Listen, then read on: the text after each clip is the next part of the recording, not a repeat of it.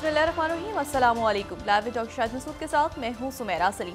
नाज़रीन, chairman peoples party Bilawal Bhutto Zardari साहब ने मीडिया से गुफ्तगू करते हुए कहा है कि बल्दियाती इंतखाबात में साबित हो गया कि अवाम पीपल्स पार्टी के साथ है। पीपल्स पार्टी के दरवाजे नून लीग समेत तमाम सियासी जमातों के लिए खुले हुए हैं। नवाज शरीफ साहब और आसिफ जरदारी साहब का टेलीफोनिक रब्ता हुआ है। दोनों रहनुमाओं ने एक दूसरे को मुलाकात की दावत दी है और सियासी सरगर्मियों का आगाज कर दिया है। इसके अलावा भी दीगर मौज़ूआत पर गुफ्तगू करेंगे। स्टूडियो हमारे साथ मौजूद हैं डॉक्टर शाहिद मसूद। अस्सलाम वालेकुम डॉक्टर साहब। आपको डॉक्टर साहब, आज जो है आसिफ अली जरदारी साहब और नवाज शरीफ साहब के दरमियान राब्ता हुआ है। क्या कोई बड़ा मिसाक जमहूरियत होने जा रहा है? काफ़ी दिन पहले हुआ है, उसकी वजाहत जो है वो फिर बिलावल भुट्टो जरदारी साहब ने कर दी कि काफ़ी दिन पहले राब्ता हुआ। सही। और ख़बर उसकी ज़ाहिर है आज आई है और अब पॉलिटिकल एक्टिविटीज़ शुरू हो रही हैं, राब्ते शुरू हो रहे हैं, लेकिन ख़द व ख़ाल वाज़ेह नहीं है कि हुकूमत कौन किसके ख़िलाफ़ खड़ा होगा, इत्तेहाद कैसे बनेंगे, कैसे क्या होगा, सारा सिलसिला वो ख़द व ख़ाल अभी उसके वाज़ेह नहीं है। लेकिन और उसमें ये भी आज बड़ी इंटरेस्टिंग जो मुस्लिम लीग नून की तरफ से बात आई है वो ये है कि तहरीक इंसाफ के भी जो कायदीन दस्तयाब होंगे, दस्तयाब यानी जिनकी शॉर्टेज नहीं होगी मार्केट में, तो वो उनसे भी रब्ता किया जाएगा। तो ये अब किस तरह से इत्तेहाद कैसे बनेंगे, एमकेएम का डेलीगेशन भी मिल रहा है मियाँ साहब से, क्योंकि ज़ाहिर है कि नवाज शरीफ साहब एक आम तासुर यही है कि नवाज शरीफ साहब जो है वो अगले वज़ीर आज़म हैं, तो अब उनके साथ इत्तेहाद कैसे बनेगा, कैसे एडजस्टमेंट्स होंगी, फिर अपोजिशन में कौन होगा, फिर उस सूबों की हुकूमतें कैसे तश्कील पाएंगी। तो तीन चीज़ें हैं जो बुनियादी तौर पर वो साथ साथ चल रही हैं, ठीक है, बल्कि इसको चार कह दें, चार मामलात साथ साथ चल रहे हैं। एक है इलेक्शन जिसकी तारीख का ऐलान हो गया और मतलब है कि उसको ये अच्छा हुआ कि इलेक्शन कमीशन और जो सदर के दरमियान जो मामलात थे वो हुए, ख़त्म हुए, बात आगे बढ़ गई इलेक्शन के डेटा की। फिर इसमें जो है वो दूसरा मामला तो एक तो ये है, अच्छा इसमें अच्छा फिर साथ ही इलेक्शन से पहले जो है वो बहुत सारे फैसले होने हैं अदालतों से कि मतलब नाअहलियत, अहलियत, वो सारे मामला भी वो भी चलने हैं। फिर जो है वो तो एक ये है बिल्कुल एक अलग, अगर हम तीन चार अलग अलग बॉक्सेस में रखें, आपस में इंटर लिंक भी हैं लेकिन एक तरह से अलग अलग भी हैं। तो दूसरा एक तो ये है कि इलेक्शन, मुंतखब हुकूमत का आना और मुंतखब हुकूमत, इंतखाबात और अवाम की नुमाइंदगी और जमहूर, तो ये तो हो गया एक मामला। दूसरा जो मामला है वो है मुल्की मईशत, कि मुल्की मईशत कहाँ जाएगी, कैसे होगा, क्या किस तरह मतलब है कि कितना कर्जा चढ़ गया, क्या होगा, क्या वो अपनी जगह पे। और क्योंकि जो भी हुकूमत आएगी ये तो केयर टेकर गवर्नमेंट को तो एक अभी शायद IMF के साथ इनके अच्छे मामला चल रहे हैं, जो भी अगली हुकूमत आएगी उसके सबसे पहले उसके सामने एक बहुत बड़ा पहाड़ खड़ा होगा जो इकॉनमी का। और तो अच्छा ये हो गया दूसरा मामला। और तीसरा जो मामला है वो है सिक्योरिटी चैलेंजेस, और सिक्योरिटी चैलेंजेस को लिंक करें आप ये खित्ते और दुनिया के वाक़यात के साथ, ठीक है, और बल्कि मईशत को भी उसके साथ लिंक कर दें, बल्कि पाकिस्तान के पॉलिटिकल सिनेरियो को भी उसके साथ लिंक कर दें, क्योंकि जो भी कुछ होगा वो खित्ते और दुनिया के हालात को क्या तय करेंगे अल्टीमेटली। तो ये सारी चीज़ें जो हैं ये साथ साथ चल रही हैं। लेकिन जो आज के दिन तक बुनियादी बात है वो ये है कि एक बड़ी आग फैल रही है। वो आग पहले ही बहुत बढ़ चुकी थी लेकिन अब वो फैलती नज़र आ रही है बदकिस्मती के साथ। और जो सरकारी आदाद शुमार हैं जिसके ऊपर मगरबी मीडिया और अरब मीडिया जो मुत्तफ़िक हैं वो ये हैं कि 10,400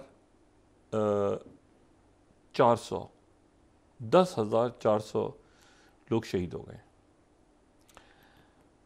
गज़ा में और मगरबी किनारे में। और अच्छा अब आप ये देखें कि एक महीने में 10,000, यानी ये ऐसी फिगर नहीं है जो भूली जाएगी, ये ऐसे आदाद शुमार नहीं है जो जो कहते हैं ना टाइम्स टू कम, मतलब जो मिडिल ईस्ट की या इस खत्ते की जानते हैं डायनामिक्स को लोग, ये 10,500 10,000 जो हैं, जिसमें से आधे बच्चे हैं, आधे जो हैं वो 12 साल से कम उम्र है, 5,000 से तादाद ऊपर हो गई है, वो 12 साल से कम उम्र बच्चे हैं। तो अब जो और अभी भी शदीद बॉम्बिंग हो रही है, और ये मामला कहाँ जाएगा अभी ये आगे खिंच रहा है, ठीक है, आग फैल रही है। मैंने आपसे कहा ना कि ये बिल्कुल मुख्तलिफ जगहों पे, मिसाल के तौर पे, मतलब इंसानी जान तो इंसानी जान है, लेकिन मसला ये है कि सूडान में लड़ाई हो रही है, खाना जंगी हो रही है, उधर से वो मार रहे हैं, उधर से वो मार रहे हैं, वो एक होता है, तो वो जनाब वो कुछ हो गया। बाज़ मामलात ऐसे होते हैं जिनकी हसासियत बहुत है, बहुत ज़्यादा हसासियत होती है। तो ये जो फ़लस्तीन का मामला है और ये अरब दुनिया, मिडिल ईस्ट, ये इसकी हसासियत यहाँ पे बहुत ज़्यादा है। और मैंने कल भी बात की थी अम्बिया की सरज़मीन, तो अम्बिया जो हैं, जब हम कहते हैं तो उसमें तीनों मज़ाहिब, ठीक है, और वहाँ पर अल्टीमेटली जो है वो इसका एक बहुत बड़ा मतलब बहुत बड़ा क्या, बुनियादी जो है वो तो इसमें रिलीजन का ही, मज़ाहिब का ही है सिलसिला। और मतलब ऐसा तो नहीं है कि आप कहीं मुसलमानों से कि आप यहाँ से, फ़लस्तीनियों से कि आप यहाँ निकलें और आपको हम एक पैसिफिक आइलैंड के एक जजीरे में बसा देते हैं, ऐसा तो नहीं है। वो तो वहाँ पे तो मस्जिद अक्सा, बिल्कुल, यरूशलेम, और इसी तरह से आप यहूदियों से कहें कि आप ये जगह छोड़ दें और ऐसा करें कि आपको हम वो हवाई के नज़दीक एक जजीरा देते नहीं, उनको उनके लिए भी वर्द उनकी मुकद्दस है जगह। और यही सिलसिला जो है वो क्रिश्चियंस का भी है। अच्छा, लेकिन इसमें जो है वो तो इसकी वो जो मतलब ये इसकी वो इस हैसियत है इस जगह की। अब इसमें जो है वो क्या हो क्या रहा है। पहली बात तो ये हुई है कि जो सेक्रेटरी ब्लिंकन है, सेक्रेटरी ब्लिंकन का दौरा सीधे अल्फाज में बात की जाए तो एक नाकाम दौरा, सही, क्योंकि इस दौरे का जो मकसद था वो ये था कि किसी तरह से जंग बंदी हो और मामलात कहीं आगे की तरफ बढ़ें और सफारतकारी को काम कर जाए, तो वो तो नहीं हो सका। और उसमें जो बल्कि उसमें मज़ीद हालात उसके नतीजे में ख़राब हो गए, क्योंकि ये देखें, एक महीने के दौरान जो है इस सेक्रेटरी ब्लिंकन का दूसरा दौरा है। सदर बाइडन से उर्दन में मुलाकात से इनकार और एक समिट का मंसूख होना, ये मामूली बात नहीं। और फिर दूसरी बात जो है वो ये कि ऑस्टिन लॉयड भी वहाँ पे, और जो इस वक्त सबसे अहम, अगर इन सारी शख्सियत से अहम कोई शख्सियत इस वक्त मशरिक़ वस्ता में मौजूद है, इसराइल में, और वो शायद इसराइल के बाद वो इजिप्ट या बाकी मुल्कों की तरफ भी जाएं, वो CIA के डायरेक्टर विलियम बर्न्स हैं। विलियम बर्न्स भी इस वक्त इसराइल और उसके बाद वो शायद कतर का उनका प्लान बने या क्या, तो क्योंकि वो इतना ज़्यादा मामला उलझ गया और ख़राब हो गया कि वो विलियम बर्न्स का बड़ा एक्सपीरियंस है मिडिल ईस्ट का भी, रशियन भी बड़ी अच्छी बोलते हैं और वो अरबी भी अच्छी बोलते हैं, और वो CIA के डायरेक्टर और सफारतकार रहे हैं। ये बड़ी इंटरेस्टिंग बात है कि वो डिप्लोमेट हैं, यानी वो इंटेलिजेंस की बड़े अदारे को हेड कर रहे हैं, लेकिन वो बड़े डिप्लोमेट रहे हैं। तो रशियन भी बोलते हैं, वो अरबिक भी बोलते हैं, ज़ाहिर है उनका एक कैरियर है पूरे डिप्लोमेटिक, मिडिल ईस्ट की डायनामिक्स को समझते हैं। लेकिन मसला ये, तो CIA का अपना एक सिलसिला है सारा, तो मोसाद के और इंटेलिजेंस के चीफ्स के साथ उनकी मुलाकातें हो रही हैं वहाँ पे, और उसके बाद वो बाकी ये सेक्रेटरी ब्लिंकन, ये तो जाहिर है कि CIA के चीफ भी आते जाते रहते हैं और सेक्रेटरीज भी चेंज होते रहते हैं, लेकिन अमेरिकन डीप स्टेट के अपने मामलात होते हैं। तो मतलब अगर ट्रंप होते इस वक्त सदर, तो मतलब इस पूरे एक महीने में वो 8, 10, 15 लोग ट्विटर पे फायर कर चुके होते हैं। ये अगर ट्रंप इस वक्त सदर, हाँ, कई लोगों को फायर कर चुके होते हैं वो, ठीक है। और तो इस वक्त हुआ, अच्छा हुआ क्या, अब देखें क्या मामला क्या हुआ। मामला ये हुआ कि सेक्रेटरी ब्लिंकन जो है वो 3 जगहों पे गैर एलानिया तौर पे पहुंचे। एक तो उनका मगरबी किनारे आने का इरादा नहीं था, वो मगरबी किनारे आए, महमूद अब्बास से मुलाकात हुई, फिर वो साइप्रस गए, कल भी हमने बात की। साइप्रस वो गए इसलिए, कब्रस इसलिए गए कि हमने शुरू में ये बताया था कि जब ये 7 अक्टूबर वाला वाक़या हुआ तो उसके अगले दिन या दूसरे दिन जो फौरी तौर पे जो है वो अमेरिकन को मतलब एक पैनिक फैला और उसके नतीजे में अमेरिकन डिप्लोमेट्स में लंबा एक सफ़र करके साइप्रस के जजीरे तक, मेडिटेरियन को क्रॉस करते हुए वहाँ तक गए। लेकिन तीसरा जो उनका अनएक्सपेक्टेड दौरा था वो ये हुआ कि वो कल रात को, जाहिर है कि रात की फ़्लाइट्स हैं, जो मैंने कल भी हमने बात की थी कि मुंह में रात को फ्लाई करते हैं, जो ख़ास तौर पे जब जंग के हालात हों या सिक्योरिटी बेस। तो रात को वो बगदाद उतर गए, टर्की के बजाय वो बगदाद पहुंच गए, सेक्रेटरी ब्लिंकन। और बगदाद पहुंच गए, और बगदाद पहुंचने के बाद वो बगदाद इंटरनेशनल एयरपोर्ट से पहले तो वो गए ग्रीन जोन का जो इलाका है, जो कि याद दिलाता है कि यहाँ पे 2003 में अमेरिकन फ़ौज आई थी, और उसके बाद वो पूरा वहाँ पे एक वो किला सा पूरा बना, और वहाँ पे तो एक मरहला ऐसा था कि 1,70,000 फ़ौज मौजूद थी। अब वहाँ पे 2000 से 2300 तक अमेरिकन ट्रूप्स मौजूद हैं। और अगर हम इसको देखें कि वहाँ पे ट्रूप्स की तादाद तो एग्जैक्टली 2,500 इराक़ में हैं, 13,500 कुवैत में, Bahrain, Qatar, UAE, Saudi Arabia, Jordan और इसराइल जो है वो वहाँ पे अनक्लियर, लेकिन एटलीस्ट वहाँ पे 1 बेस है। ठीक है, ये एक्सियस की कर्टसी में ये यहाँ पे मैप दिखा रहा हूँ कि अभी करंटली कितनी ट्रूप्स मौजूद हैं एज ऑफ अक्टूबर 2023। अब इशू ये है सारा कि वो बगदाद उतर गए। बगदाद उतरने के बाद वो गए सीधा जो है वो एयरपोर्ट से जो है वो अपाची हेलीकॉप्टर में वो गए एम्बेसी, सेक्रेटरी ब्लिंकन। और सेक्रेटरी ब्लिंकन ने वो प्रॉपर वो जो बैलिस्टिक वेस्ट यानी होता है कि हमला ना हो, तो वो पूरे उन कपड़ों में वो थे। ज़ाहिर है कि हालात ऐसे हैं कि उसमें सेक्रेटरी ब्लिंकन को भी उसी तरह ट्रैवल करना पड़ रहा है। और उसके बाद उनकी मुलाकात वहाँ पे इराक़ के वज़ीर आज़म से हुई। अच्छा, इराक़ के जो वज़ीर आज़म मोहम्मद शिया सुडानी जो हैं,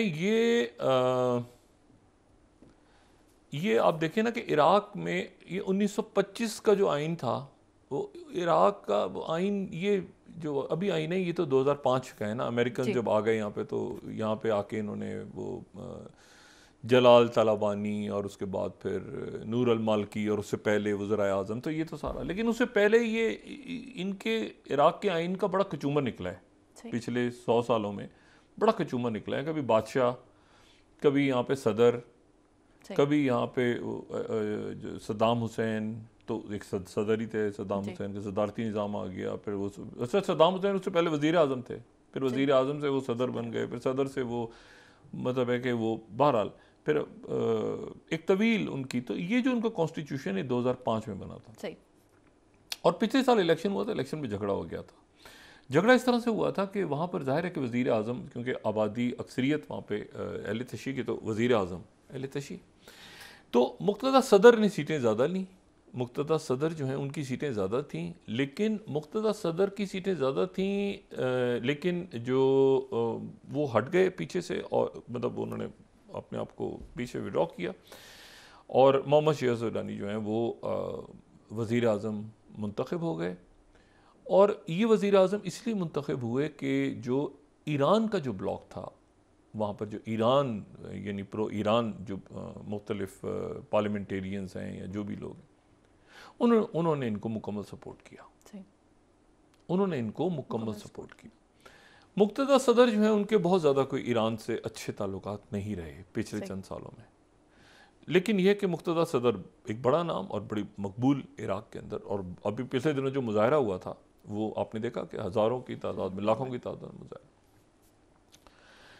अब इनकी कोई मुलाकात जो है वो 1 या 1.5 घंटे जारी रही सेक्रेटरी ब्लिंकन की, और उसके बाद फिर एक अलामिया आया सामने स्टेट डिपार्टमेंट का वो जो एलामिया है स्टेट डिपार्टमेंट का, उस एलामिया को अगर देखा जाए तो उस एलामिया की जो आखिरी 2 या 3 लाइंस हैं, जो फर्स्ट लाइन है यूएस डिपार्टमेंट ऑफ स्टेट, उसकी जो आखिरी लाइंस हैं वो ये हैं कि सेक्रेटरी ने इराक के वज़ीर आज़म से कहा कि उन लोगों को अकाउंटेबल करें जो कि अमेरिका की इराक में अमेरिका की बेसिस पे अटैक कर रहे हैं, और इराक की commitments to protect all installations hosting US personnel at invitation of the Iraqi government. जो गवर्नमेंट ने इराक की कहा हुआ है कि हमें यहाँ पे अभी अमेरिकन यहाँ से ना जाएं, तो जो है वो उनकी हिफाजत की जाए। Secretary Blinken made clear that US will defend it's interest in personal. ठीक है, क्योंकि पिछले दिनों हमें पता है कि इराक में जो है वो 3 बेसिस हैं ना इराक में। एक तो ऐन अल असद है, एक एरबिल में है, एक एयरपोर्ट के बिल्कुल पास हरीर के इलाके। 3 बेसिस जो हैं अमेरिका की वो इराक में है। सही।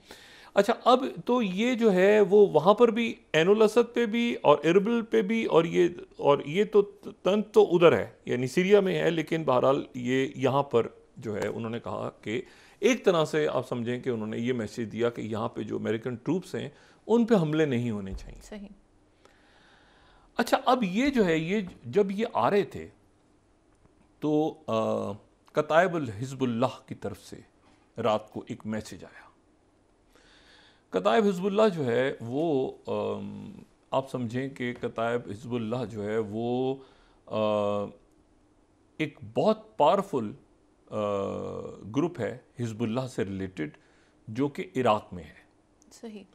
और अगर किसी ने इसकी इम्पोर्टेंस समझनी है, कताइब हिज़्बुल्लाह की इम्पोर्टेंस समझनी है, तो वो जनरल कासिम सुलेमानी के साथ जो मोहम्मद मेहदी मुहंदस को निशाना बनाया था 2020 में, जब वो डेमास्कस एयरपोर्ट से निकल रहे थे, या बगदाद एयरपोर्ट से निकल रहे थे, तो वहाँ पर जो निशाना जो कासिम सुलेमानी के साथ जो शख्सियत थी वो मोहम्मद मुहंदिस, ठीक है, मोहम्मद मेहदी मुहंदिस की थी। ठीक है।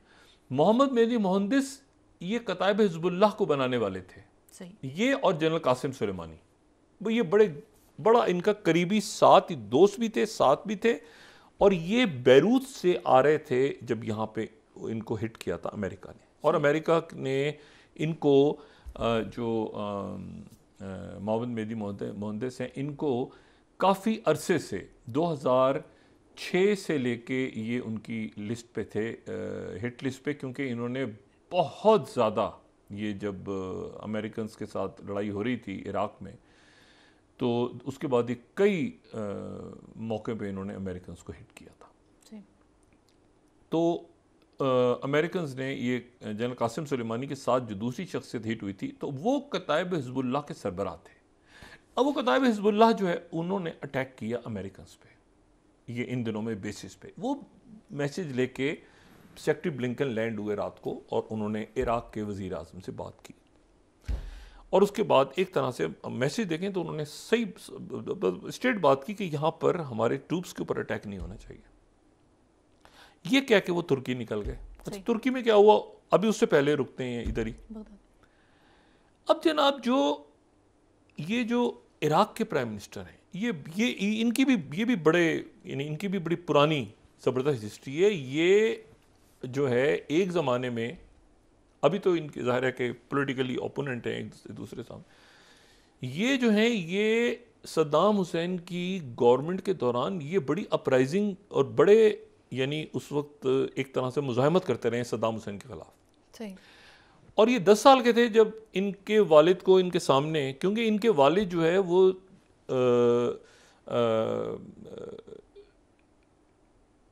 वहाँ की जमात दावा पार्टी कहेंगे, जमात दावा, तो वहाँ की जो जमात दावा पार्टी तो उससे वो वाबस्ता थे, और वो पार्टी जिसको बाकर सदर ने बनाया था। सही। यानी जो सैयद बाकर सदर थे, यानी आप इस तरह से समझें कि वो इनके वालिद उस पार्टी से मुंसलिक थे जिस पार्टी के मुक्तदा सदर, यानी वो पूरा एक ताल्लुक भी बनता है। और फिर उसके बाद वो 91 की अपराइजिंग में भी ये जो शिया सुदानी है ये बहुत एक्टिव रहे, बहुत ज़्यादा, तो इनका एक अपना बड़ा प्रॉपर एक हो। लेकिन फिर हुआ क्या बड़ा अजब, एक क्या हुआ उसके बाद जो हुआ ना वो है असल बात। असल बात यह है कि सेक्रेटरी ब्लिंकन के इस मैसेज के फौरन बाद इराक के वजीर आजम ईरान पहुंच गए, और ईरान पहुंचने के बाद उनकी सदर इब्राहिम रईसी से भी मुलाकात हुई, और उनकी मुलाकात जो है वो रहबर से भी हुई। सही। आयतुल्ला खामिनाई से उनकी मुलाकात हुई तवील, और उसके बाद जो वहाँ से जो स्टेटमेंट आया, मैं 5th स्लाइड ये पहले तो इरना को कोट करते हैं ना, ईरान की तरफ से क्या मैसेज आया। देखिए, Kataib Hezbollah threatens escalation of Blinken visits Iraq, और फिर उसके बाद ये स्टेट डिपार्टमेंट को दिखा, फिर टर्की का मीडिया कह रहा है कि Ebrahim Raisi meet Sudani says Iran and Iraq have common position on Gaza war. ठीक है, अच्छा, अब इशू तो ये फौरी तौर पे जो है वो वहाँ पे गए, और वहाँ जाके उन्होंने कहा कि ये मामला जो है ये मैसेज आया। वहाँ से ये जवाब आया कि बिल्कुल ईरान की तरफ से कहा गया कि जो पोजीशन है वही रहेगी, बल्कि ईरान ने आज एक नया स्टेप उठाया। ईरान की तरफ से खत लिखा गया है ब्रिक्स को। सही। As a member of BRICS उन्होंने ब्रिक्स के तमाम लोगों से बात की है कि गजा के मामले पे इन्वॉल्व हो। अब ब्रिक्स में कौन कौन है? ब्राज़ील, रशिया, इंडिया, चाइना, ठीक है, और साउथ अफ्रीका। और ब्रिक्स जो है बज़ाहिर हमको एक लगता है कि एक मईशत के हवाले से ब्रिक्स को उन्होंने कहा है कि गजा के मसले पे मदद की जाए जिस वक्त, और इसी सिलसिले में उन्होंने तमाम लोगों से को खत भी लिखा है, टेलीफोन पर बात भी की है, जिसमें उन्होंने इंडिया से भी बात की है आज, और ये कहा है कि ब्रिक्स इसमें इन्वॉल्व होके वहां पे फलस्तीनियों को बचाए।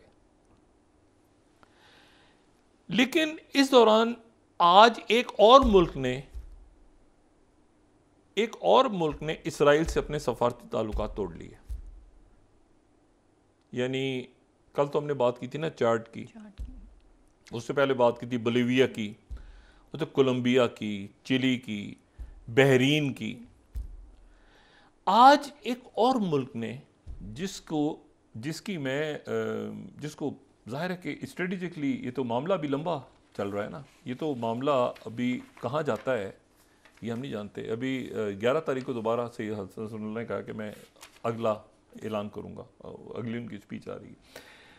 लेकिन ये जिस मुल्क ने इसराइल के सफ़ीर को निकालने का कहा है, ये बड़ी इंटरेस्टिंग बात है। ये अगर हम देखें 9th,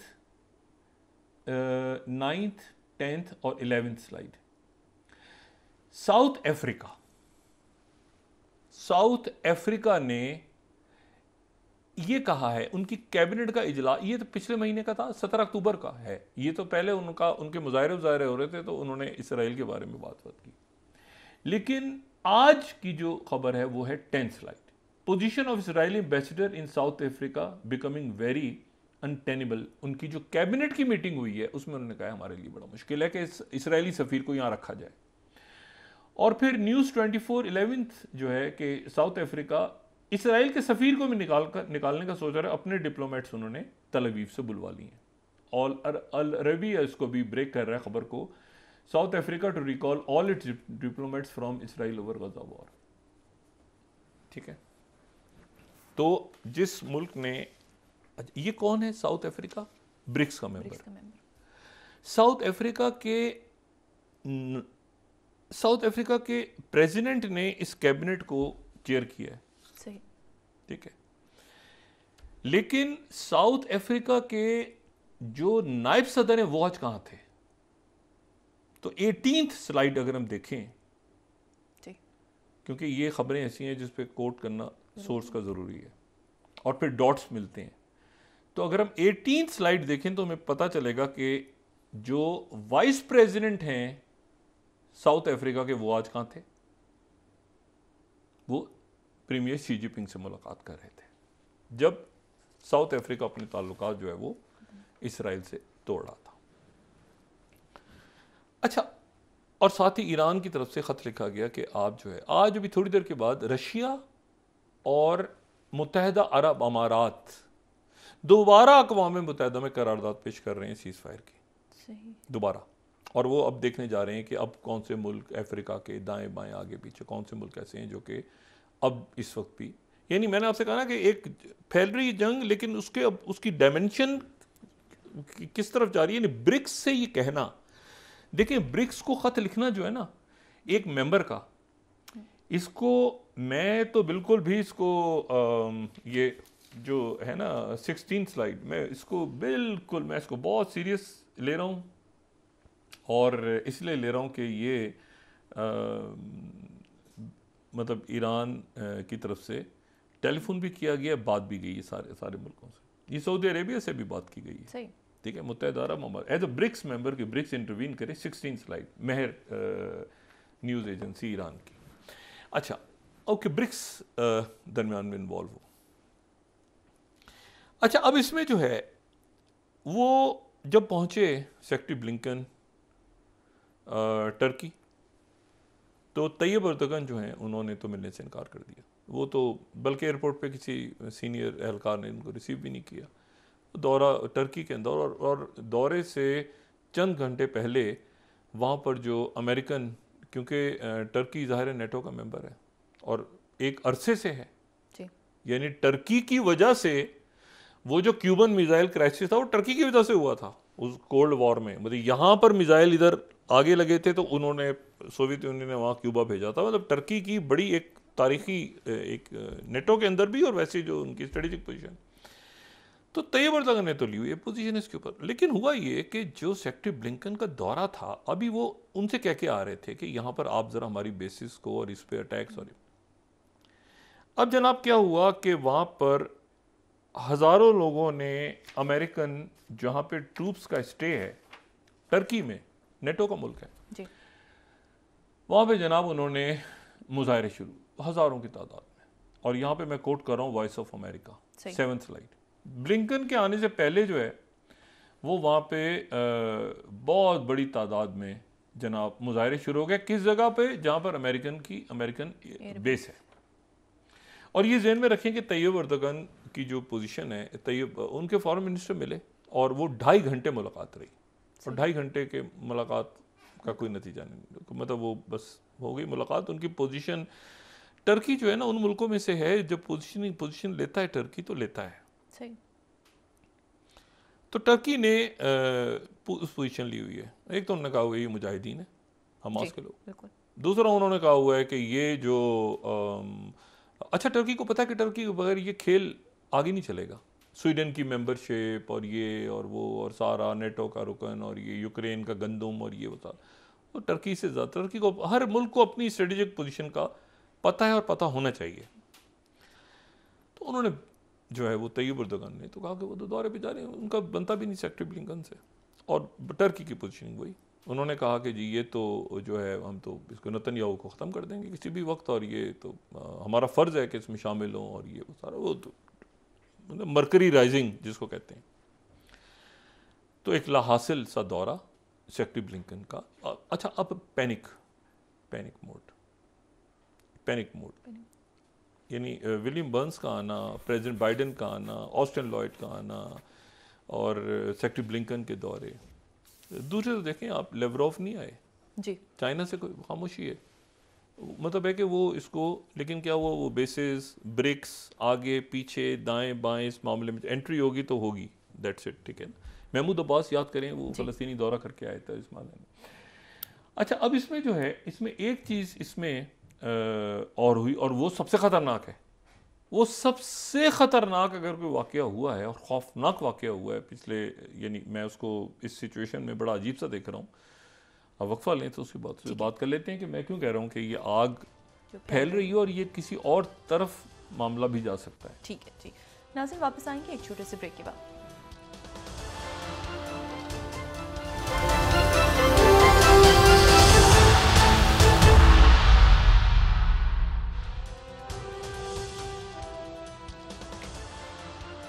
वेलकम बैक नाज़रीन। तो डॉक्टर साहब, ये जो तल्खियाँ बढ़ रही हैं, सफारतकारी नाकाम हो रही है, जो मामलात हैं किस तरफ जा रहे हैं?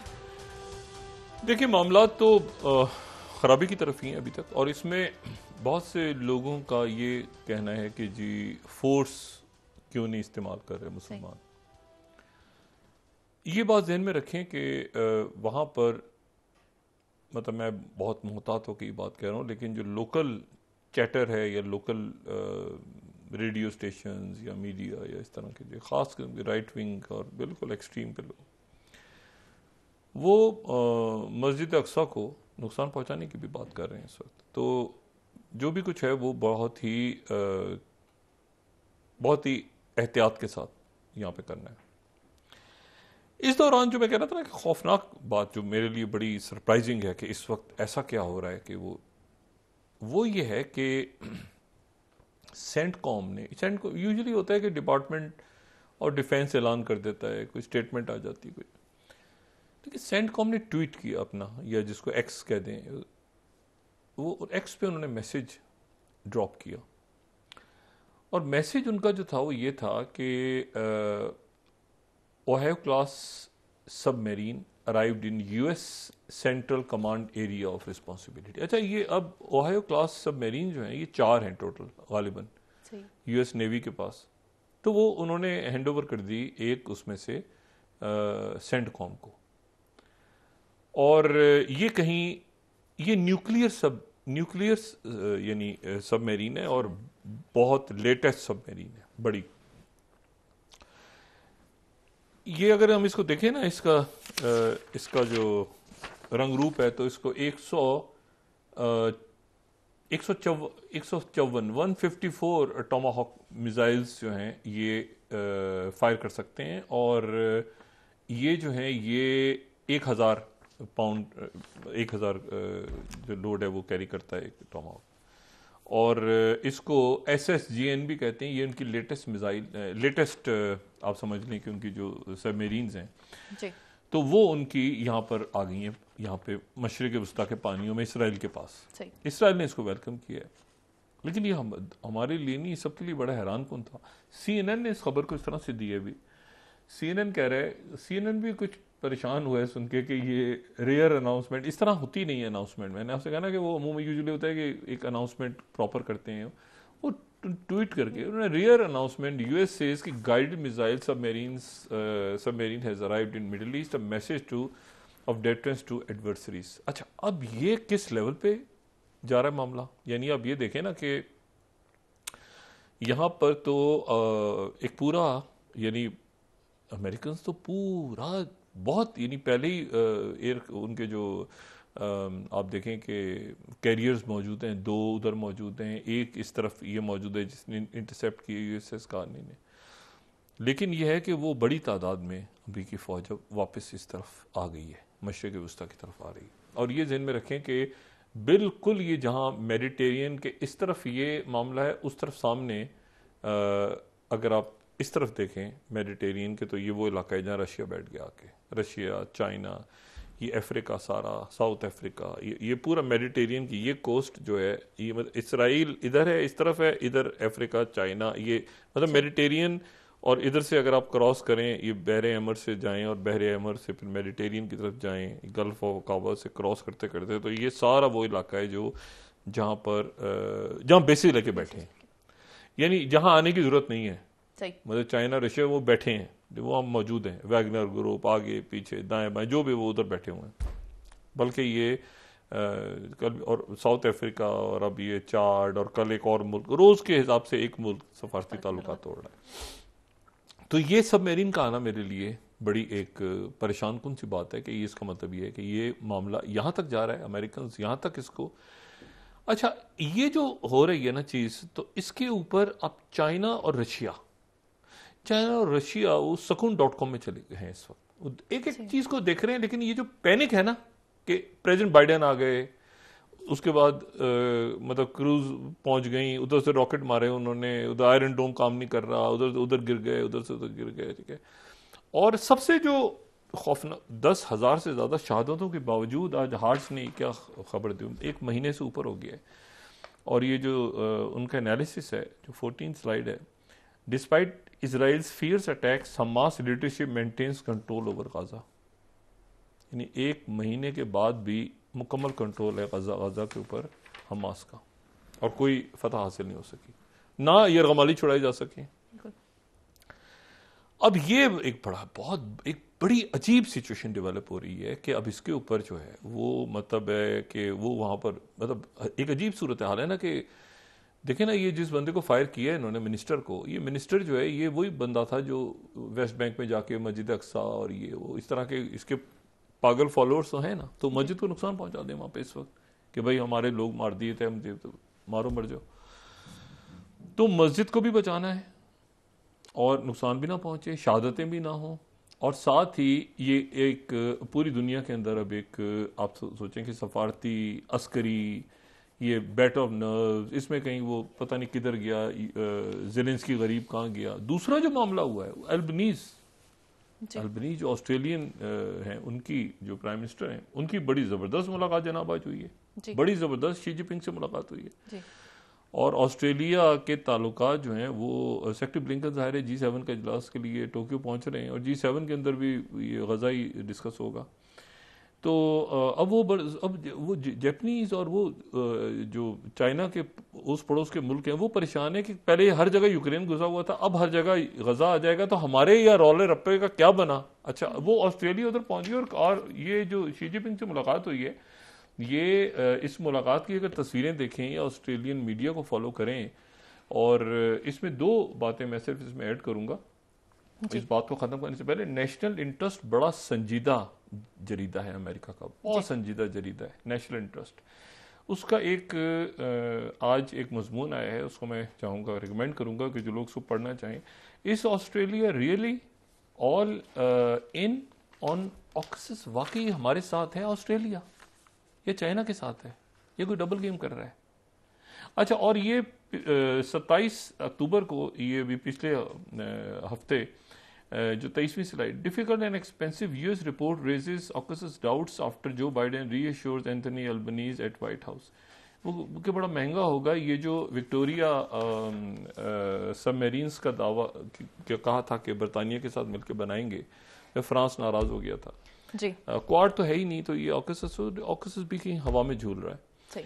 तो बात यह है कि ये अब ये पूरा एक चेस बोर्ड, इस चेस बोर्ड में मस्जिद को बचाना है, जंग रुकवानी है, इसमें कोई खुदा ना खास्ता कोई और टेररिज्म के वाकयात कहीं और ना पेश आ जाएं, कोई किसी मतलब देखें ना, लोगों के जज्बात इस वक्त पूरी दुनिया में बड़े मुश्तइल हैं लोग। तो ये अब देखें कि अगले 24 घंटों में 48 घंटों में अरब मुल्क तो वो भी मैंने आपसे कहा ना कि वो बेसिस चली गई, अफ्रीका की बेसिस तो सारी चली गई, और साउथ अफ्रीका से भी निकाल दिया आज सफीर को। अब कल देखें कल तक क्या मामला सामने आते हैं। हफ्ते को सैयद हसन नसरुल्लाह ने कहा है कि मैं 11 तारीख को एक हतमी ऐलान करने जा रहा हूँ। सही जी, बहुत शुक्रिया डॉक्टर साहब। नाज़रीन, इसके साथ ही आज का प्रोग्राम अपने इख्तिताम को पहुंचा। मुझे सुमेरा सलीम को दीजिए इजाज़त। अल्लाह ने के बाद जी डॉक्टर साहब। तो अपने दोस्तों रिश्तेदारों गिरदनवा के लोगों का सब ख्याल रखिएगा। हाफिज़।